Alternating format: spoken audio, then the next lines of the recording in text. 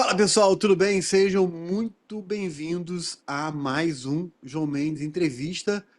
Hoje eu tô aqui com um professor super querido que já tá com a gente há alguns bons anos, né, Fabiano? Então o Fabiano já tá aqui com a gente há alguns bons anos no ênfase, super querido, parceiraço.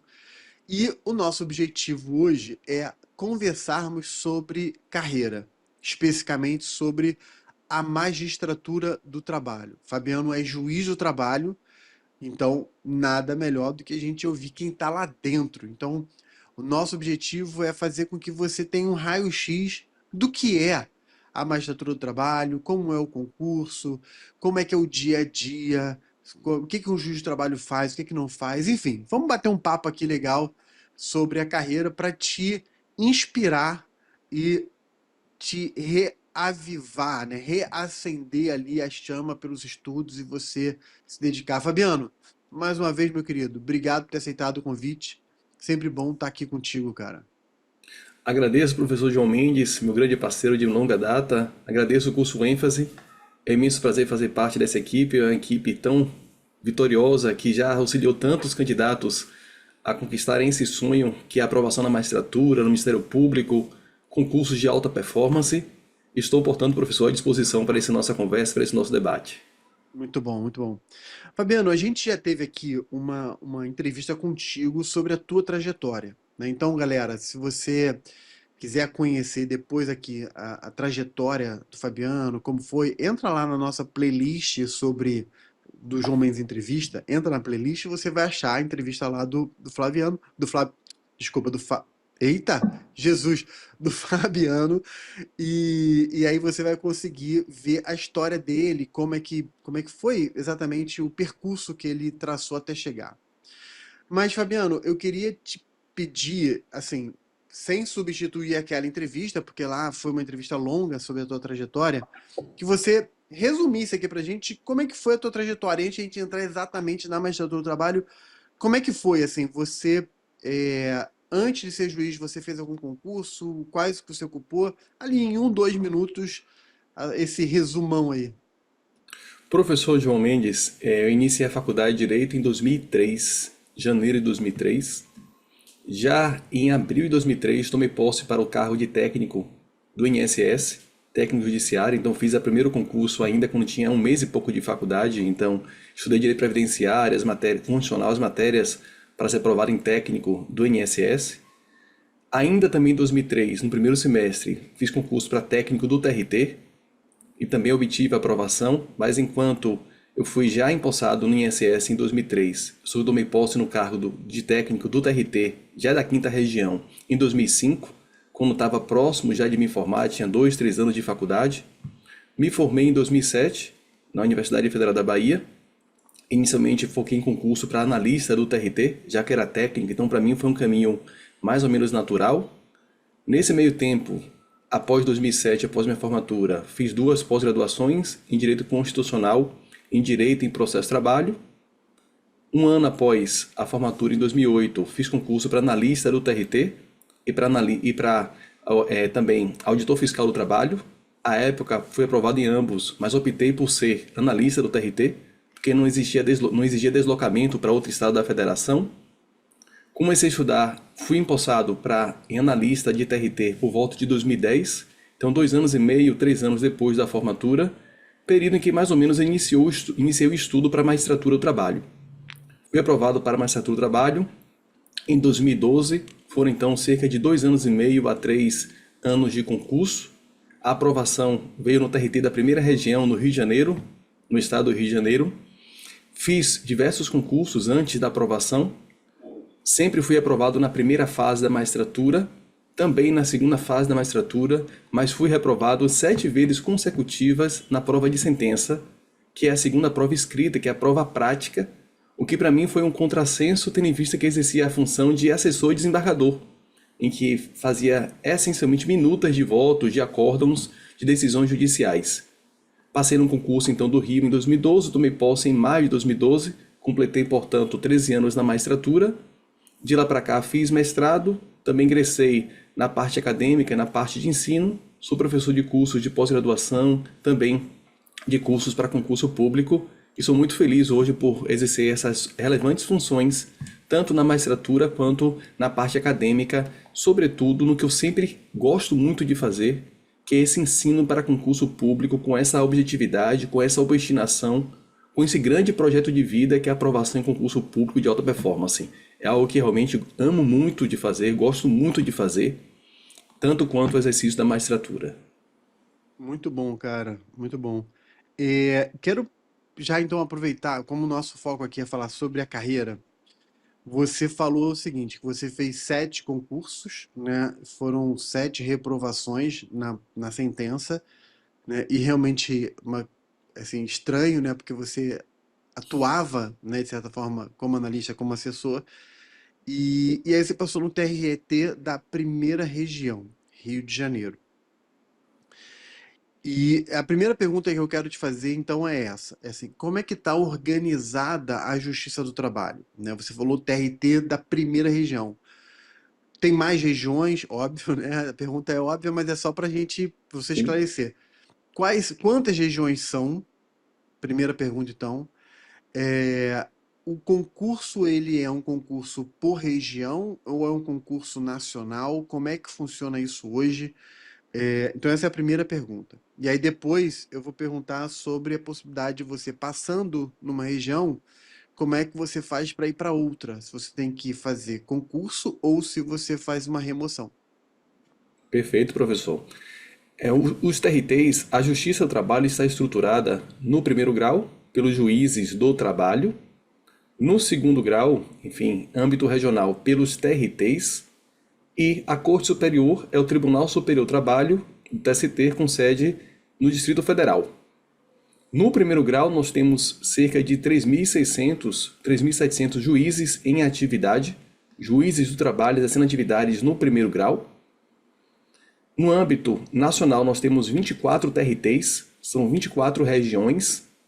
O TRT da primeira região, Rio de Janeiro, TRT da segunda região, São Paulo, terceira região, Minas Gerais, TRT da quarta região, Rio Grande do Sul, TRT da quinta região, Bahia, onde atualmente eu estou lotado. À época em que fiz concurso, os concursos eram regionais. Cada TRT fazia o seu concurso. E isso permitia, por exemplo, que houvesse aprovação em um TRT e houvesse posteriormente uma remoção ou remoção por permuta, trocando com outro colega para outro regional. Foi exatamente o que aconteceu no meu caso. Havia um carioca que havia sido aprovado aqui no TRT da quinta região, que pretendia voltar ao Rio de Janeiro, e eu então no Rio de Janeiro queria retornar ao estado, ao meu estado de origem, a Bahia, o TRT da quinta região. Houve, portanto, uma troca, uma permuta, aqui nesse caso uma remoção por permuta. Atualmente, o concurso é feito de forma nacional. Houve uma resolução do CSJT, Conselho Superior da Justiça do Trabalho, órgão que integra a Justiça do Trabalho e que tem a função administrativa de fiscalização administrativa e financeira dos tribunais do trabalho, tal como o Conselho da Justiça Federal, o CJF. E essa resolução estabeleceu que o concurso seria nacional, mas haveria uma adesão voluntária dos TRTs a esse concurso nacional. Essa adesão atualmente é voluntária e não obrigatória. Mas os TRTs em geral têm aderido, portanto, a essa modalidade, a esse formato de concurso nacional, por uma questão de custo, por uma questão de facilitação do próprio certame, uma questão de logística e orçamentária dos tribunais. Então o CSJT hoje em dia organiza esse concurso nacional da magistratura, sendo o último concurso ocorrido em 2023. Há uma expectativa de nos próximos 1 ou 2 anos se discutir um novo concurso, talvez com um novo edital, porque já se sabe a existência de novas vagas para a magistratura, sobretudo em razão de afastamentos, de juízes que acabaram se aposentando, enfim, a vacância de cargos levando em consideração inclusive o quantitativo de pessoas que exercem a magistratura. Só no primeiro grau, 3.600 a 3.700 juízes do trabalho. Então, atualmente o concurso é nacional, mas o fato de ser nacional não impede também que haja futuramente uma remoção ou uma remoção por permuta. Há uma lista de antiguidade em que vai se estabelecer essa possibilidade.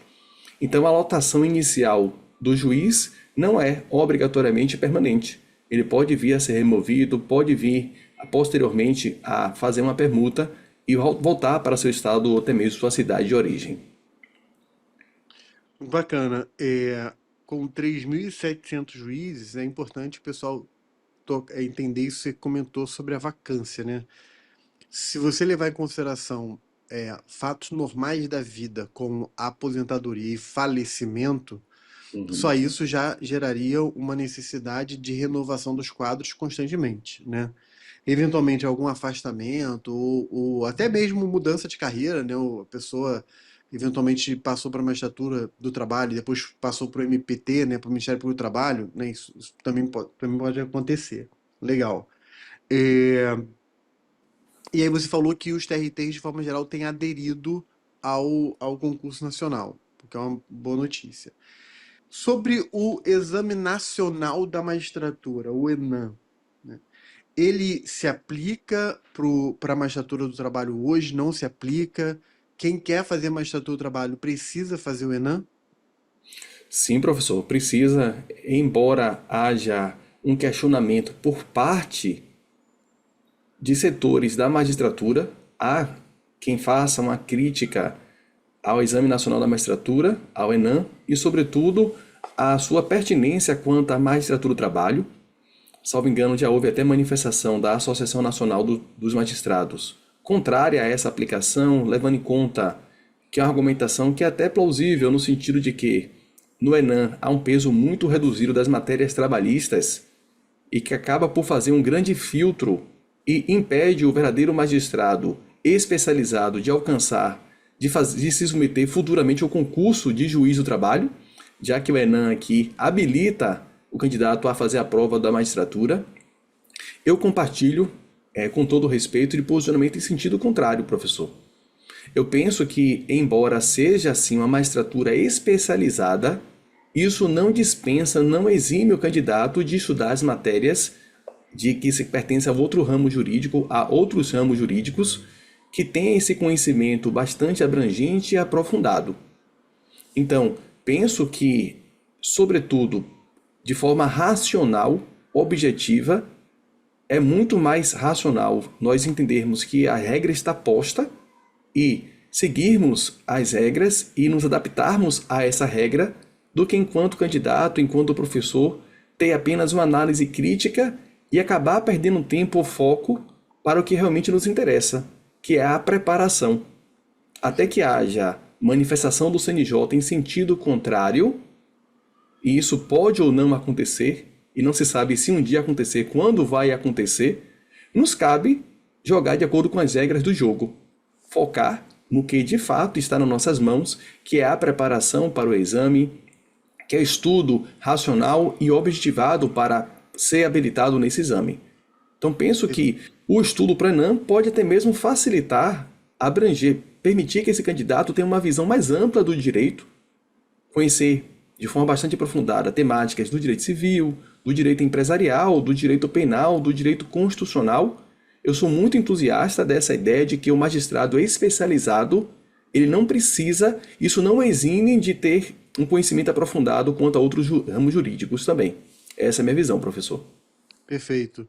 E o teu comentário é porque realmente causa uma estranheza quando a gente olha nas matérias do ENAM, né, que você não encontra lá direito do trabalho nem processo do trabalho. Na verdade, você tem direito constitucional, e aí dentro do direito constitucional eles colocaram lá a possibilidade de cobrar 3 pontos a mais, né, que seria direito constitucional tributário, normas constitucionais de processo penal e normas e direito constitucional do trabalho, né? Então, assim, o direito do trabalho dentro do ENAM ele é cobrado como uma espécie de item dentro do direito constitucional, né? Que é a parte de direito constitucional do trabalho. Bacana. É, então, assim, o candidato ele passou no ENAM e agora ele está habilitado. A prova do ENAM é uma prova de habilitação, né? Ele tá habilitado para fazer a magistratura do trabalho. A minha primeira pergunta e de certa forma isso já está respondido, mas é só para ficar claro. A gente já teve alguma prova de magistratura do trabalho depois do primeiro ENAM? Não. Já Não. teve? Não Não, teve. só me Foi, engano, não teve, porque foi 2003 e o Enem foi instituído já foi em outubro. 2023 a última prova e o Enem foi ano passado. A primeira prova do Enem foi ano passado. Legal. É, o CNJ, ele estabeleceu a possibilidade dos tribunais usarem o Enem como primeira fase, permitindo o candidato ir direto para a segunda fase, né? Ou seja, para a fase discursiva. E de lá para cá, ou seja, de 24 até o presente momento, alguns tribunais fizeram isso, né? Uhum. Não todos. Isso fica uma opção do tribunal fazer isso. Eu sei que não tem como a gente aqui, você, a gente aqui, cravar o que vai acontecer no próximo concurso nacional da magistratura do trabalho. Mas a minha impressão, e aí é só uma impressão, eu quero saber se você concorda, ou se é razoável, pelo menos, é que, considerando exatamente as peculiaridades do concurso da magistratura, a tendência é que o Enem não substitua a primeira fase do Exame Nacional ou do concurso nacional da magistratura. Ou seja, haverá uma primeira fase normal, como era a tradição até então. Faz sentido isso ou não? Professor, eu penso que faz perfeitamente sentido, faz todo sentido, porque se a crítica é exatamente que o Enem ele não é adequado ao processo seletivo da magistratura, é o normal, o padrão é que diante dessa circunstância, a própria JT, a própria Justiça Especializada queira reavaliar esses candidatos.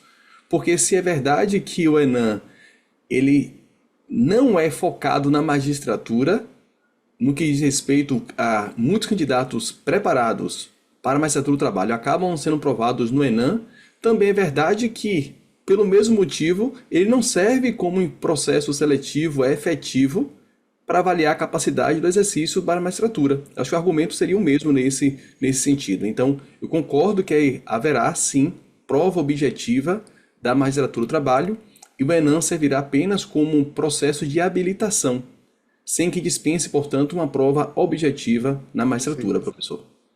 Legal. Então, olhando para a prova objetiva, né, considerando o histórico, quais são as matérias que caem, de forma geral, pelo menos em uma visão panorâmica, e qual é o peso dessas matérias? Quando eu falo peso, é óbvio que o edital ele não coloca lá peso um, peso 2, peso 3, mas na prática a gente sabe que algumas matérias terminam sendo mais, entre aspas, pesadas do que outras. Então, quais são as matérias aí do concurso nacional? Eu até trouxe aqui o último edital, professor, em que, na verdade, tem informação que são 100 questões na prova objetiva. Essas 100 questões estão distribuídas em três blocos. Bloco um, 40 questões, direito individual do trabalho e coletivo, direito administrativo e direito penal. Três disciplinas para 40% da prova. Isso nos informa, então, que certamente a disciplina de direito do trabalho terá um peso muito forte aqui. Direito individual e direito coletivo. De 40 questões, provavelmente 25 a 30 questões de trabalho e o restante entre administrativo e penal. É o adequado aqui, em média.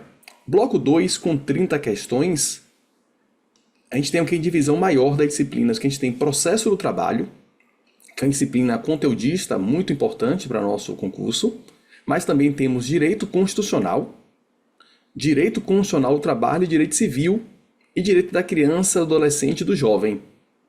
Então eu diria aqui que das 30 questões, um peso adequado, talvez 15 questões de processo de trabalho e o restante distribuído entre constitucional do trabalho civil e direito da criança, adolescente e do jovem.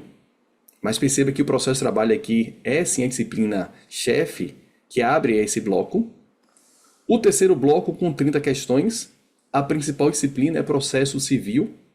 E processo civil, João, tem um peso muito grande na magistratura do trabalho, porque perceba, há uma aplicação subsidiária do CPC ao processo de trabalho, seja pelo artigo 15 do CPC, seja pelo artigo 769 da CLT. Então, quem pretende fazer concurso para magistratura do trabalho deve ter uma atenção especial para a disciplina processo comum, não penal, ou seja, o processo civil e, sobretudo, aqui o processo do trabalho. Então, bloco 3, 30 questões, processo civil, direito internacional e comunitário, direito previdenciário, direito empresarial, direitos humanos e direitos humanos sociais. Então, totalizando aqui 30 questões entre esses três blocos. Tá, professor? Tá, perfeito.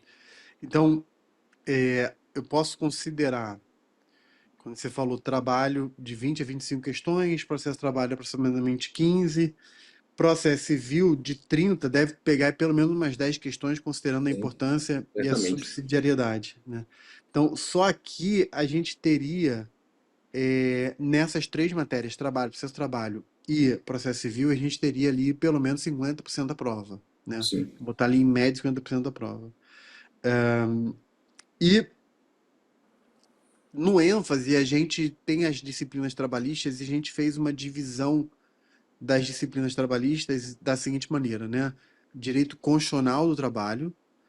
O direito do trabalho, na verdade, a gente botou assim, nomeou, né? Direito individual do trabalho e direito coletivo do trabalho, né? Só para ficar bem destacado.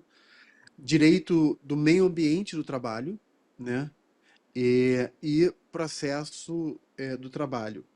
Faz sentido essa divisão em cinco grandes matérias, né? Ou seja, desmembrar trabalho e processo de trabalho, na verdade, fazer esse desmembramento em cinco? Sim, faz todo sentido, professor. Pensando aqui especialmente na prova do Ministério Público, em que há a cobrança específica de direito ambiental do trabalho, que vai surgir também na área trabalhista, mas com o nome direito do trabalho e não direito ambiental do trabalho. E, Tá. na verdade, uma temática que vai dialogar aqui com o direito do trabalho, o direito previdenciário, que vai tratar de acidente de trabalho, estabilidade, consequentemente, concessão de benefícios previdenciários, vai dialogar com o direito previdenciário e também com o direito civil, já que vai tratar aqui de temas relativos à própria responsabilidade civil acidentária. Então, penso que faz todo sentido essa divisão, sim, professor. Legal, legal. Olhando para essas matérias, eu vou te fazer um pedido aqui quase hercúleo, né? Mas, de forma geral, assim, a pessoa está aqui ouvindo a gente, ela precisa conhecer um pouco melhor. Olhando para as cinco, né? Constitucional do trabalho, individual, coletivo, ambiental e processo. Quais os temas dentro de cada um que você fale, olha, dá atenção a esse tema aqui, porque é um tema que cai muito ou porque é um tema complexo? Por exemplo, se eu, em constitucional, direito constitucional, né? Genérico, direito constitucional. Se alguém me fizer essa pergunta e eu tiver que escolher um tema, a minha resposta vai ser controle de constitucionalidade, né? Olha, assim, de constitucional, não cai só controle, cai muita coisa, óbvio, mas se eu tiver que escolher um tema, porque é um tema que cai bastante, que ao mesmo tempo é um tema complexo, eu elegeria controle de constitucionalidade. Se você tiver que fazer essa mesma eleição, essa mesma escolha em cada um desses 5 pontos, o que que você indicaria pra gente? Essencialmente, quanto a direito individual, coletivo e processo de trabalho, eu diria que a temática seria relativa à própria reforma trabalhista, Tá. que, levando em conta que é uma lei de 2017, mas que provocou assim uma grande revolução no mundo do trabalho, tanto do ponto de vista individual quanto coletivo, e também no campo do próprio processo do trabalho. É uma Tá. norma que não estabeleceu apenas conteúdo de direito material, mas direito material e processual. E no campo do direito individual, no campo do direito do trabalho, tanto individual quanto coletivo. Então, eu penso que é uma boa estratégia para fins de prova focar nessa alteração legislativa que não é nem tão mais recente assim, já passado um período razoável, mas que as questões relativas a essa alteração legislativa foram questões tão profundas que ainda não tiveram o consenso necessário, o consenso adequado. São temas ainda que se encontram muito em aberto, inclusive na própria doutrina e também na própria jurisprudência do TST. Temas que não tiveram a acomodação adequada, temas que são extremamente controvertidos. Então, temas que, imaginando aqui uma prova objetiva, quase sempre eles serão cobrados como literalidade normativa, já que não há um consenso ainda quanto àquele entendimento, mas temas que serão cobrados, por exemplo, em provas dissertativas, que são provas mais abstratas, para que o candidato possa trazer a sua reflexão acerca daquele entendimento. daquela questão jurídica controvertida. Então, eu diria, professor, essencialmente, que nas questões trabalhistas seria muito difícil nós traçarmos assim no campo do direito individual, coletivo, processual e ambiental algum tema em específico, mas sim a análise específica desse ato normativo, Lei 13.467 de 2017. Por exemplo, no campo do direito individual ao trabalho, pensando aqui em direito do trabalho individual, trouxe aspectos aqui bastante relevantes, bastante transformadores no que toca à jornada de trabalho e à própria remuneração do empregado, estabelecendo, por exemplo, a possibilidade de banco de horas por mero acordo individual entre empregado e empregador. Pensando no campo do direito coletivo do trabalho, inseriu a reforma trabalhista na CLT os artigos 611-A e 611-B. E nesse contexto, privilegiando o negociado sobre o legislado, superando inclusive aqui em certos aspectos a jurisprudência consolidada do TST.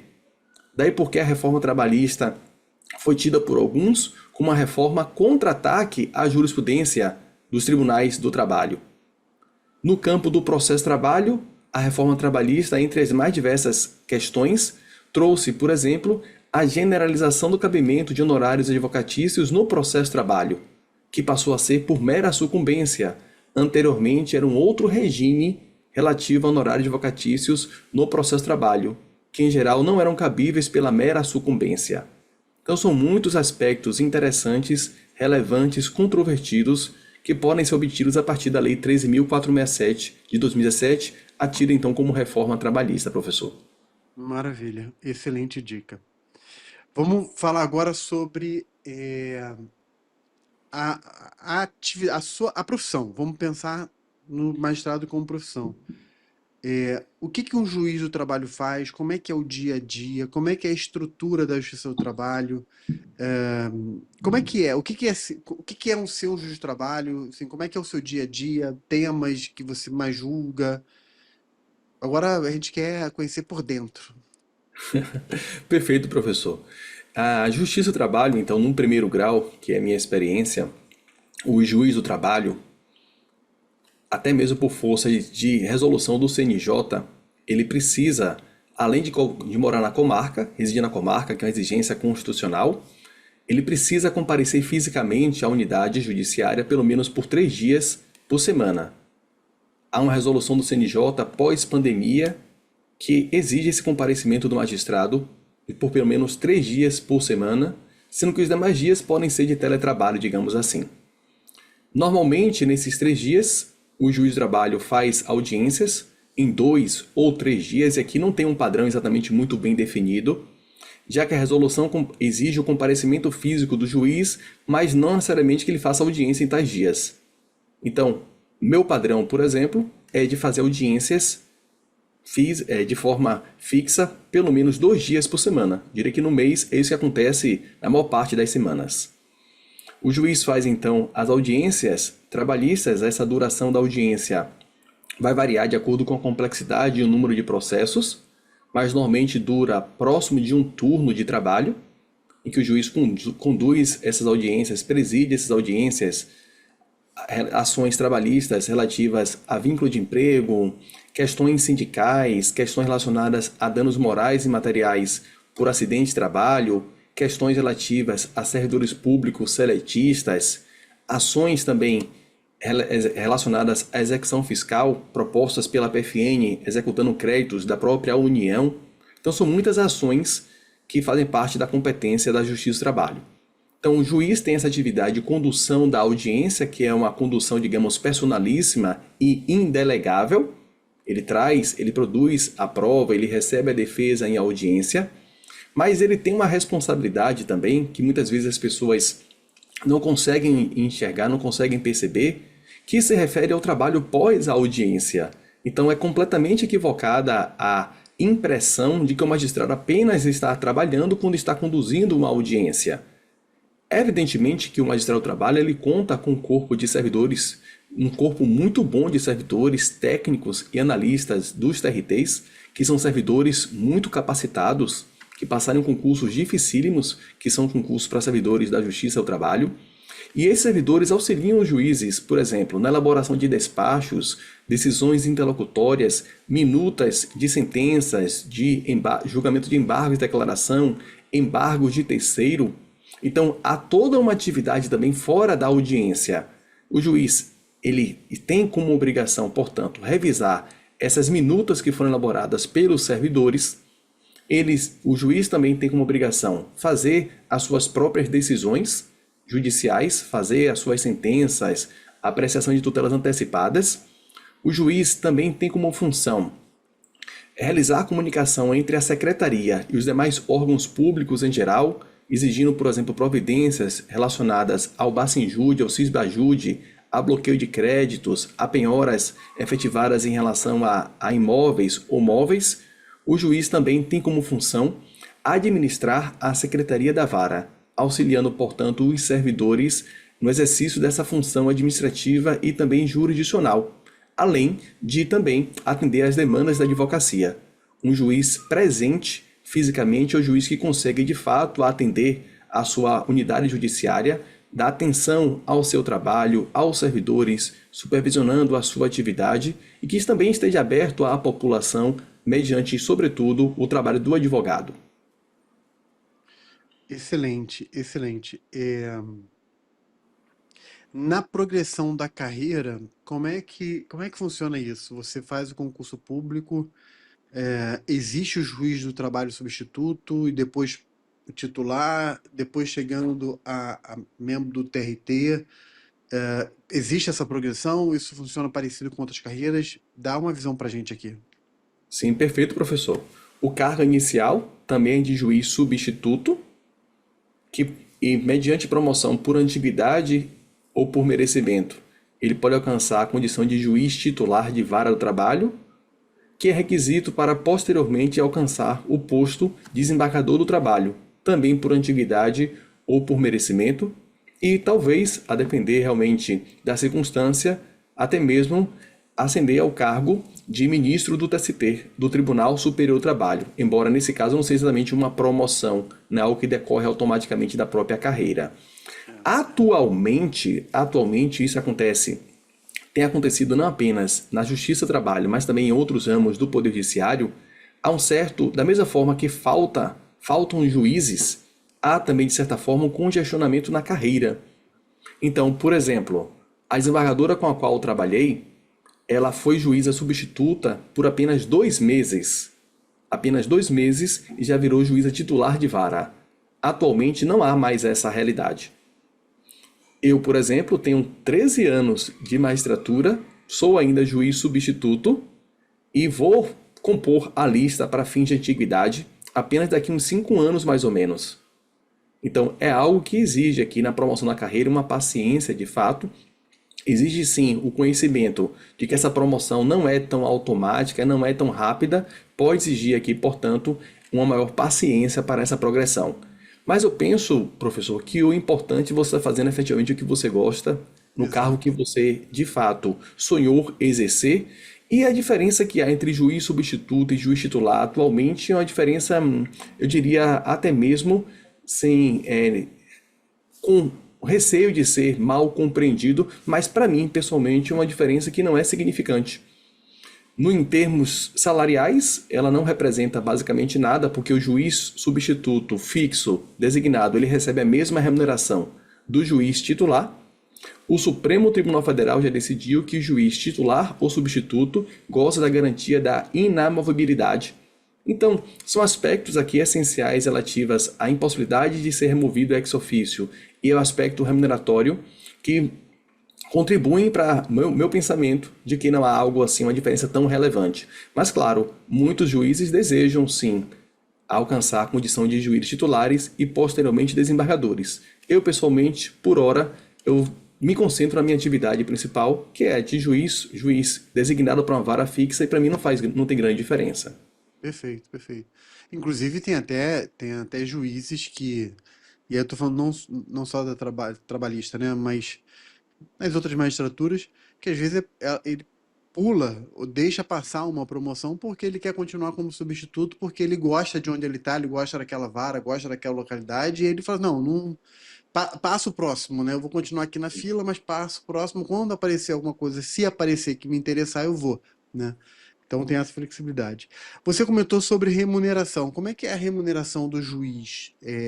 Primeiro que o nome não é esse, né? Mas fala aí um pouco pra gente aí da remuneração do juiz. Óbvio que a minha pergunta não é uma pergunta pessoal, é uma pergunta baseado no que a própria lei, o edital diz, ou seja, são informações públicas, né? Então não estou perguntando, pessoal, para vocês entenderem. Eu não estou sendo indiscreto para perguntar para o Fabiano sobre a realidade pessoal dele. Eu estou fazendo uma pergunta que é uma pergunta pública, é uma resposta que está pública, mas eu quero que ele traga aqui para gente, né? Sobre. Tô fazendo esse esclarecimento, Fabiano, o pessoal entender que a gente não está aqui colocando nenhuma informação sensível. A gente está colocando informações que são, como eu falei, públicas, transparentes e é bom a gente dar visibilidade para o pessoal.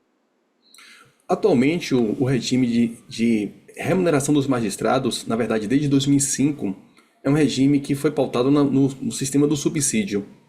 A ideia constitucional lá do artigo 37, salvo engano, inciso 11, era que houvesse a remuneração dos agentes públicos em geral, mediante uma parcela única, não sendo possível acrescer outras parcelas.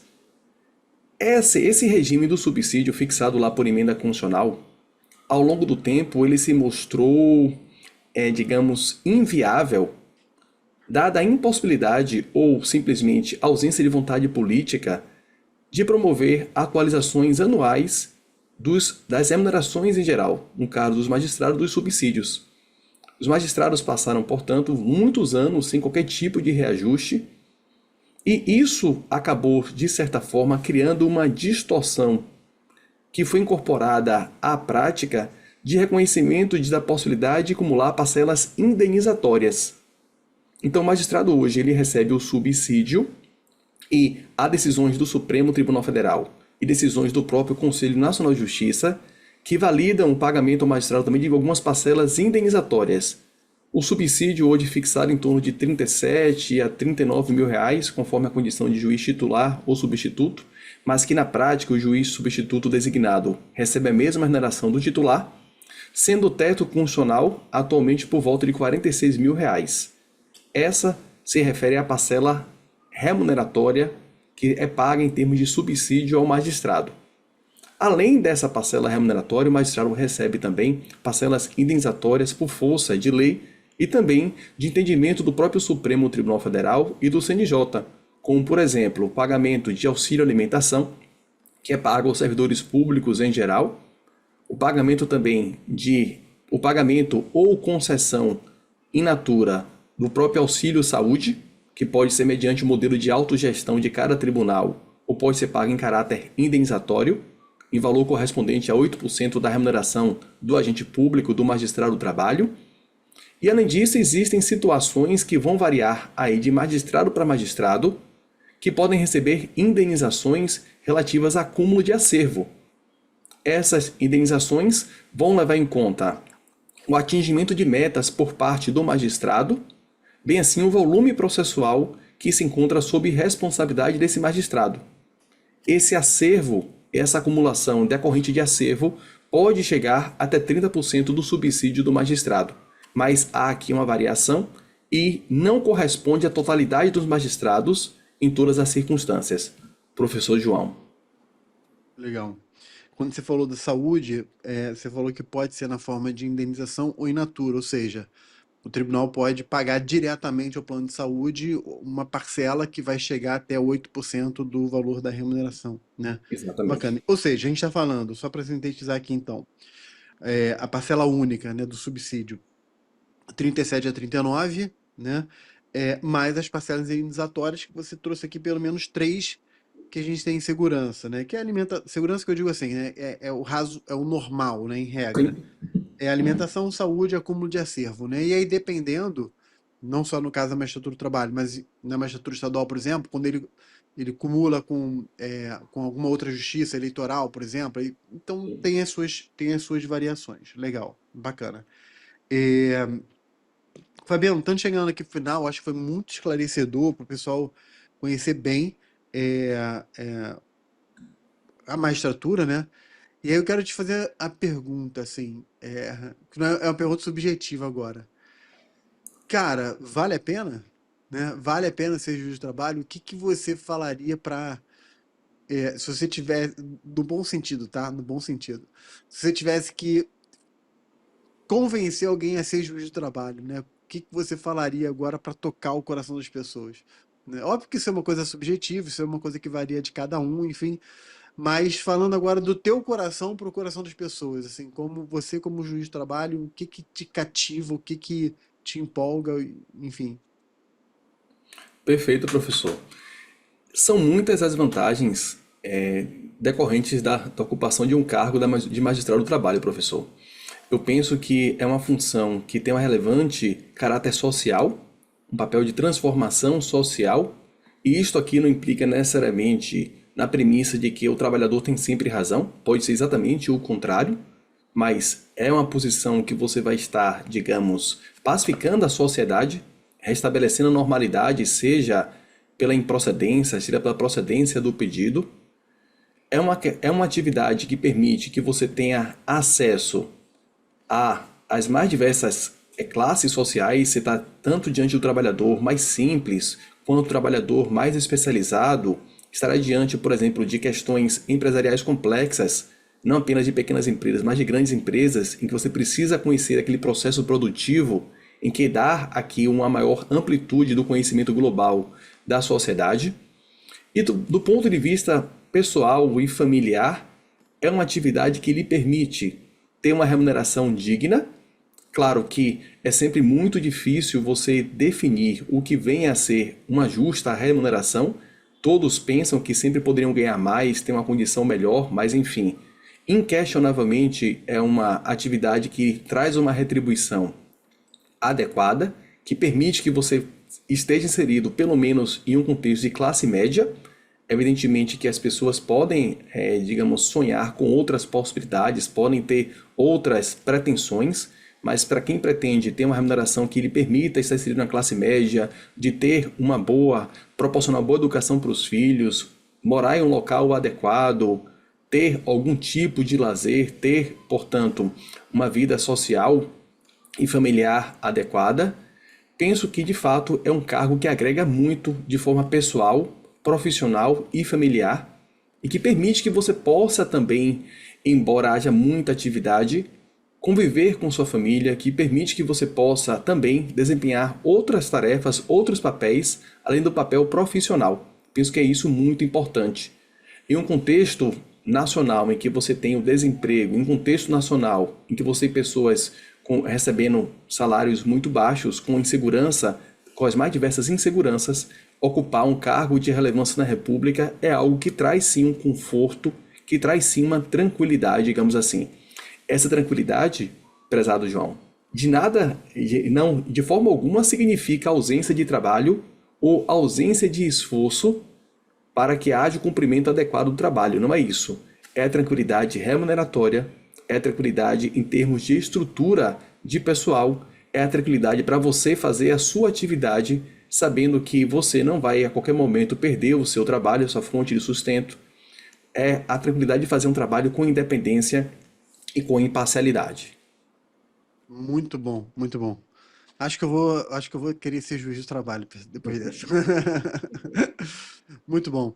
Fabiano, mais uma vez, meu querido, muito obrigado. Obrigado pela disponibilidade sempre. Obrigado por ter esclarecido tantas coisas legais. Pessoal, gostou? Curte o vídeo, dá aquele like, manda pra galera, entra, se inscreve aqui no canal. Vamos dobrar aqui essa quantidade de inscritos, vamos aumentar, vamos divulgar isso aí.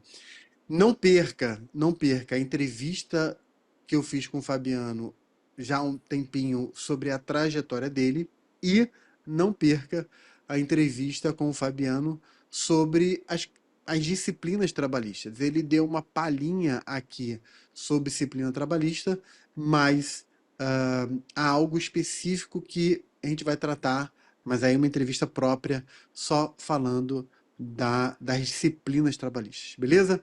Valeu, galera. Aquele abraço, Fabiano. Mais uma vez, obrigado, meu querido. Mas eu que agradeço, mestre João, e conte sempre com o curso ênfase, conte sempre com o professor João Mendes, conte sempre com Fabiano Veiga. Bons estudos e um forte abraço. Legal, show.